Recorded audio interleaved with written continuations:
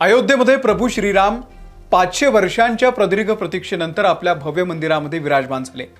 संपूर्ण जगानं डोळे भरून तो सोहळा पाहिला। गरिबांनी आपल्या घामाची कमाई, श्रीमंतांनी आपल्या सोन्या चांदीचे भांडार श्रीरामाच्या चरणी अर्पण केले। पण याच श्रद्धेच्या आडून, याच आस्थेचा गैरफायदा घेऊन मंदिराच्या पैशाची, सोन्याची आणि जमिनीची लूट सुरू आहे। ज्या राम मंदिरासाठी लोकांनी सर्वस्व अर्पण केलेलं होतं, त्याच मंदिराच्या गाभाऱ्यातून, देणगीच्या खोलीतून आणि जमीन खरेदीतून कोट्यवधी रुपयांचा घोटाळा झालेला आहे।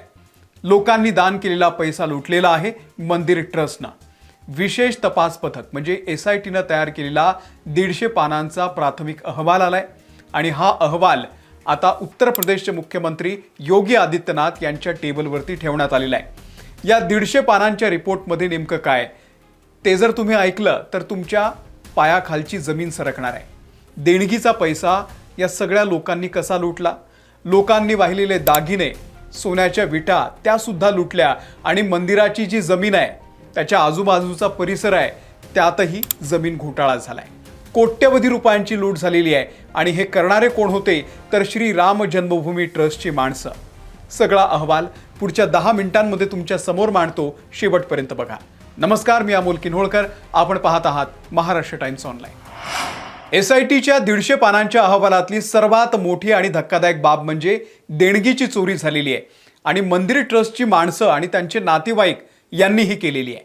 मंदिराच्या व्यवस्थापनापासून ते थेट देणगी मोजण्याच्या खोलीपर्यंत या लोकांनी कब्जा मिळवला आणि रामाच्या दरबारामध्ये लूट चालवलेली आहे। यात सगळ्यात महत्त्वाचं पात्र आहे श्री राम जन्मभूमी ट्रस्टचे महासचिव चंपत राय आणि त्यांचा पुतण्या चंदन राय। गेल्या वर्षापर्यंत चंदन राय हा व्यक्ती रामघाट परिसरामध्ये भाड्याच्या खोलीमध्ये राहत होता, पण मंदिर निर्माण सुरू झालं आणि याचं नशीब पालटलं। अयोध्येच्या माझा परिसरामध्ये यानं जमीन खरेदी केली आणि हरिद्वारमध्ये हॉटेल उभं केलं।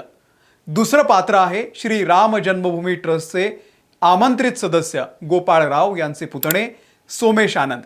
हा सोमेश आनंद याची ड्युटी काय होती तर मंदिर परिसरामध्ये व्हीलचेअरची व्यवस्था करणं, म्हणजे लोकांना दाखवायला हे काम, पण याच्या मंजुरीशिवाय मंदिराच्या कोणत्याही कंत्राटदाराचं पेमेंट होत नव्हतं। बांधकाम साहित्याचे पैसे याच्याच माध्यमामधून यायचे। याच्याकडे VVIP पास देण्याचे अधिकार होते। इतकंच नाही तर देणगी मोजण्याच्या गुप्त खोलीतही हा जात होता। त्याला तिथे प्रवेश कसा मिळत होता ते अजून कळलेलं नाहीये। सोमेश बद्दल धक्कादायक दावा असा आहे की गेल्या 3-4 वर्षात 50 पेक्षा जास्त वेळा रेल्वेनं पोती भरून तो घेऊन गेला। गोपाळराव आणि सोमेश आनंदचं गाव कर्नाटकमधलं हुबळी आहे। त्यानं हुबळीला या पोत्यातून नेमकं काय नेलं याचा शोध सुरू आहे। विशेष म्हणजे तो पोती घेऊन जायचा आणि रिकाम्या हातानं विमानानं परत यायचा। तिसरं पात्र आहे मनीष यादव। हा मनीष यादव चंपत राय यांच्या जवळचा व्यक्ती रामशंकर यादव म्हणजेच टिन्नू यादवचा पुतण्या आहे। मनीषची ड्युटी ही देणगीच्या खोलीमध्ये पैसे मोजण्याची होती। धक्कादायक बाब म्हणजे SITनं टिन्नू यादवच्या घरातून तब्बल 36 लाख रुपये रोख जप्त केलेले आहेत। मनीष यादवला मंदिर परिसरातून बाहेर जाण्यासही सध्या बंदी घातलेली आहे। यानंतर 2 पात्र आहेत ट्रस्टचे सदस्य डॉक्टर अनिल मिश्रा यांचे नातेवाईक अनुकल्प आणि लवकुश मिश्रा। अनिल मिश्रा यांच्या सांगण्यावरून हे दोघेही देणगीचे पैसे मोजण्याच्या कामामध्ये घुसले होते। यांनीही देणगीच्या पैशावरती हात मारला। लवकुशच्या घरातून शेणाच्या गौऱ्यांमधून ढिगाऱ्यामध्ये लपवलेले 12 लाख रुपये जप्त करण्यात आले, तर अनुकल्पनं काही दिवसांपूर्वीच 65 लाखांचं घर खरेदी केलं होतं। पैसा कुठून आला तुम्ही समजून जा। रामाच्या नावावरती लोकांची माथी भडकवायची, लोक श्रद्धेपोटी पैसा दान पेटीमध्ये टाकतात आणि श्री राम जन्मभूमी ट्रस्टवरचे हे सगळे चोर आपल्या नातेवाईकांना घुसून तिथून पैसा अक्षरशः लुटतायत। बरं, यामध्ये बँकेचे अधिकारी सुद्धा सामील आहेत। रमेश चतुर्वेदी आणि गगनदीप सिंग हे 2 बँक कर्मचारी चंपत रायचे खास आहेत। हे दोघेही मंदिरात यायचे आणि त्यांच्यासोबत टिन्नू यादव सगळा पैसा मंदिरातून बँकेत घेऊन जायचा। दाखवायला बँकेत जायचे, प्रत्यक्षात एका वेगळ्या ठिकाणी जायचे आणि तिथे पैशांची वाटणी व्हायची। म्हणजेच लोकांनी कष्टाने कमावलेला, देवाच्या श्रद्धेपोटी वाहिलेला पैसा या ट्रस्टमधल्या लोकांच्या थेट घरात जात होता। हा तर झाला रोख पैशाचा घोटाळा। हा तर ट्रेलर आहे, पिक्चर अजून बाकी आहे। ऐका पुढे काय काय झालं। SITच्या 150 पानांच्या अहवालामध्ये जानेवारी-फेब्रुवारी 2025 या काळामध्ये जो कुंभमेळा झाला त्या काळात मंदिरात मोठा घोटाळा झालाय। लोक प्रयागराजला यायचे, कुंभमेळ्यामध्ये स्नान करायचे आणि मग श्रीरामाच्या दर्शनासाठी अयोध्येला जायचे। याच काळामध्ये दररोज 10 लाख भाविक रामललांचं दर्शन घेत होते। मंदिरातल्या दानपेट्या नोटांनी आणि सोन्या चांदीनं काठोकाठ भरायच्या। जेव्हा गर्दी वाढली, देणगीचा ओघ वाढला, तेव्हाच या टोळीनं सर्वाधिक फायदा घेतला असा संशय एसआयटीला आहे। एसआयटीच्या तपासामध्ये समोर आलेला आहे की भाविकांनी प्रभू श्रीरामाला अर्पण केलेलं सोनं, चांदी, हिरे, मौल्यवान रत्न आणि अष्टधातूच्या विटा यांचं डॉक्युमेंटेशन आणि त्यांची जो हिशेब आहे त्यामध्ये मोठी गडबड आहे। जेव्हा तपास अधिकाऱ्यांनी ट्रस्टच्या बड्या पदाधिकाऱ्यांना विचारलं की सांगा सोन्या चांदीचा साठा नेमका कुठे आहे, त्याची नोंद कुठे आहे, याचा हिशेब दाखवा, तेव्हा या सगळ्या अधिकाऱ्यांची पदाधिकाऱ्यांची बोलती बंद झाली। यातला कोणीही समाधानकारक उत्तर देऊ शकलेला नाहीये। विचार करा, अत्यंत मौल्यवान धातूच्या सोनं चांदीच्या विटा, दागिने याचा हिशेब मंदिर ट्रस्टकडे नाहीये। वा वा, मंदिराच्या या सगळ्या ट्रस्टच्या लोकांसाठी आपण टाळ्या वाजवल्या पाहिजे। हा घोटाळा इथेच थांबत नाही।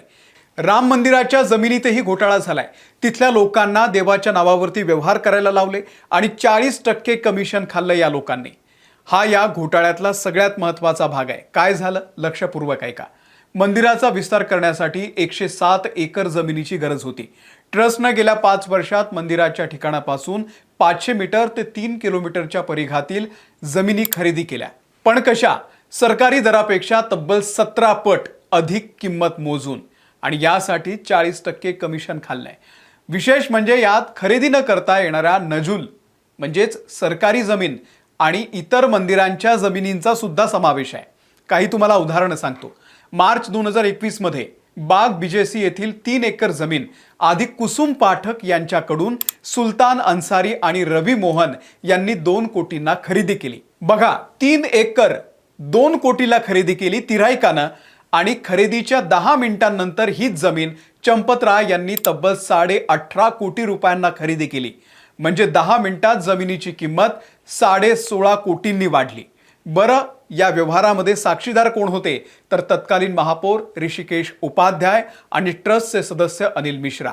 दुसरं उदाहरण बघा, एप्रिल 2024 मध्ये कोट रामचंद्र गावामध्ये 2 कोटी 92 लाख रुपये किमतीची सरकारी जमीन, ज्याला नजूल जमीन म्हणतात, ती खरेदी झाली 23 कोटी 61 लाख रुपयांना। नोव्हेंबर 2025 मध्ये तन्वी बन्सल यांच्याकडून 1 कोटी 73 लाख रुपये किमतीची जमीन 29 कोटी 67 लाख रुपयांना खरेदी केली। आलोक बन्सल यांच्याकडून 9 कोटींची जमीन 55 कोटी रुपयांना खरेदी करण्यात आली। हैबतपूर गावामध्ये गुरदेई यांच्याकडून निवासी जमीन 9 कोटी 9 लाख रुपयांना खरेदी केली, ज्याची किंमत 2 कोटी 96 लाख रुपये होती। याच गावामध्ये राम आधार यांच्याकडून 7 कोटी 62 लाख रुपयांची जमीन खरेदी केली, ज्याची किंमत खरं तर 2.5 कोटी रुपये होती। जुलै 2025 मध्ये मंदिरापासून 500 मीटर अंतरावरती परिवहन महामंडळाची 3540 चौरस मीटर जमीन 6 कोटी 90 लाख रुपयांना खरेदी केली। ऑगस्ट 2025 मध्ये हैबतपूर येथे शिवपूजन यांच्याकडून शेत जमीन 6 कोटी 70 लाख रुपयांना खरेदी केली, ज्याची किंमत खरं तर 88 लाख रुपये। बाग बीजेसी भागातील बिगर शेती जमीन 6.5 कोटी रुपयांना खरेदी केली, ज्याची किंमत 2 कोटी रुपये। ही जागा मंदिरापासून 1 किलोमीटर अंतरावरती आहे। अशा अनेक जमिनींचे व्यवहार झाले। कमी किमतीमध्ये भलताच माणूस विकत घ्यायचा आणि काही मिनिटात तो मंदिर ट्रस्टला 10 ते 20 पट अधिक किमतीनं विकायचा। फक्त जमीनच नाही तर मंदिर उभारणीसाठी लागणारे सिमेंट, विटा आणि इतर बांधकाम साहित्याच्या खरेदीमध्ये 40% कमिशनखोरी झाल्याची बाब सुद्धा एसआयटीच्या तपासामध्ये समोर आलेली आहे। विचार करा, मंदिराच्या प्रत्येक विटेमधून 40% हिस्सा कंत्राटदार आणि दलालांच्या खिशात जात होता। हा अहवाल समोर आल्यानंतर राजकीय नेत्यांच्या प्रतिक्रिया सुद्धा समोर आलेल्या आहेत। समाजवादी पक्षाचे अध्यक्ष अखिलेश यादव यांनी ट्विट करून एसआयटीनं हे सुनिश्चित करावं की हा तपास अहवाल जो आहे तो चोरीला जाणार नाही। पुरावे नष्ट करण्यासाठी आणि हा तामझाम करण्यासाठी मुदत वाढवून दिली जाते, असा देखील आरोप त्यांनी केलेला आहे। हा केवळ आर्थिक घोटाळा नाहीये, तर कोट्यवधी रामभक्तांच्या भावनेशी आणि आस्थेशी झालेला क्रूर खेळ आहे। विचार करा, देशाच्या कानाकोपऱ्यातून आलेले भाविक आपल्या कष्टाचे 10 रुपये, 20 रुपये, 50 रुपये, 100 रुपये दानपेटीत टाकतात। एखादा मजूर जेव्हा आपल्या घामाच्या पैशातून मंदिरासाठी एखादी वीट अर्पण करतो, तेव्हा त्याच्या मनामध्ये फक्त आणि फक्त भक्ती असते।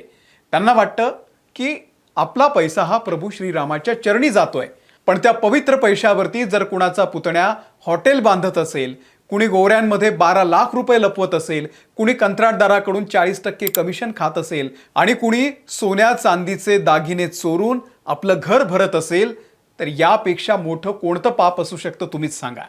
SITनं या सर्व घोटाळ्याची डिजिटल डायरी आणि रोजचा अहवाल मुख्यमंत्री कार्यालयाला पाठवलेला आहे. या 150 पानांच्या प्राथमिक अहवालानंतर राम मंदिर ट्रस्ट बरखास्त करून नवीन ट्रस्ट स्थापन होण्याची शक्यता आहे. अर्थात ही शक्यता आहे. मुख्यमंत्री योगी आदित्यनाथ या भ्रष्टाचारावरती नेमकं काय म्हणतात, काय कारवाई करतात, कितपत कडक कारवाई करतात, याकडे सगळ्या देशाचं लक्ष लागलेलं आहे. तुम्हाला या सगळ्या घोटाळ्याबद्दल नेमकं काय वाटतंय? या घोटाळेबाजांना कोणती शिक्षा झाली पाहिजे? कमेंट करून सांगा. व्हिडिओ आवडला असेल, माहितीपूर्ण वाटला असेल तर शेअर करा आणि आमच्या महाराष्ट्र टाइम्सच्या YouTube चॅनलला तुम्ही सबस्क्राईब करा. धन्यवाद.